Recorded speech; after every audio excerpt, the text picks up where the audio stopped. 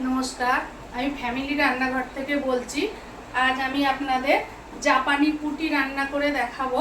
এই জাপানি পুটি ঝোল খেতে ভালো লাগে না, টেস্ট হয় না। এতে একটু মানে রসা কষা করে খেতে ভালো লাগে। আমি সেইভাবেই আজ দেখাবো। আমি এই জাপানি পুটি কেটে দেখুন তেল নুন হলুদ মাখিয়ে রেখেছি। কাঁচা লঙ্কা চেরা আছে, আছে ধনে পাতা, আছে টমেটো, এখানে আছে সর্ষে বাটা, কালো জিরে, এই হচ্ছে একটু হালকা চিনি আছে, নুন আছে, হলুদ আছে, একটু রসুন আছে। এইটা দিয়েই আমি আজ দেখাবো জাপানি পুটি। তেল গরম করতে দিয়েছি, এখন আমি মাছগুলো আগে ভেজে নেব।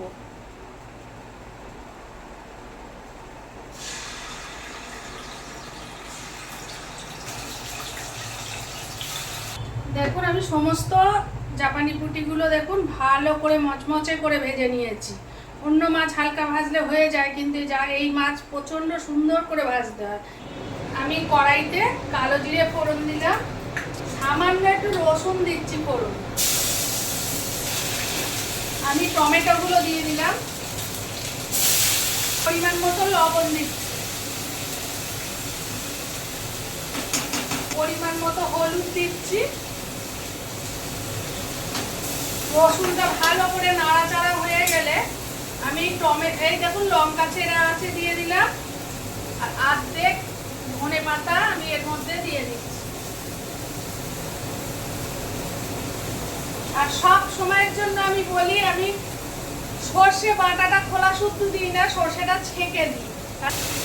দেখুন এই খোসাটা পেটে গেলে কিন্তু খোসাটা অনেকেরই সহ্য হয় না।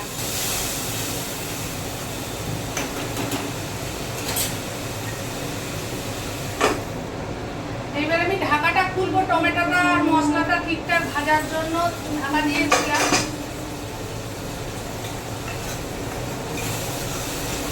দেখুন পুরোপুরি ভাজা হয়ে গেছে। এটা গরম জল দিই তরকারিতে, দেখুন ওদিকে গরম জল হচ্ছে, গরম জল দিয়ে দিলাম।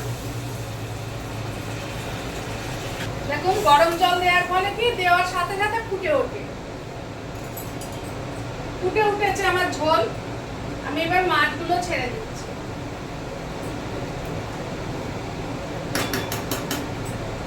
মাছগুলো একটু হতে দিতে হবে, তার জন্য আমি আবারও ঢাকা দিয়ে দিলাম।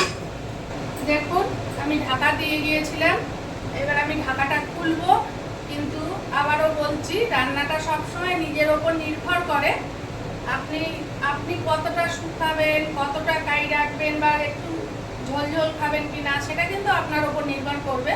আমি রেসিপিটা দেখিয়ে দিলাম। জাপানি পুটি কিন্তু ঝোল করলে একদমই খেতে ভালো হয় না।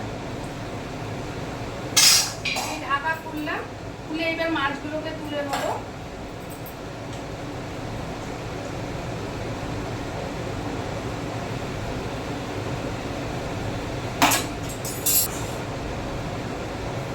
দেখুন আমি একটুখানি চিনি ছড়িয়ে দিলাম, এই যে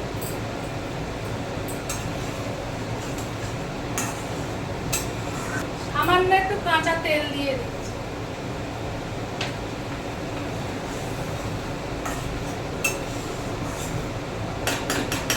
আমার রান্না কমপ্লিট।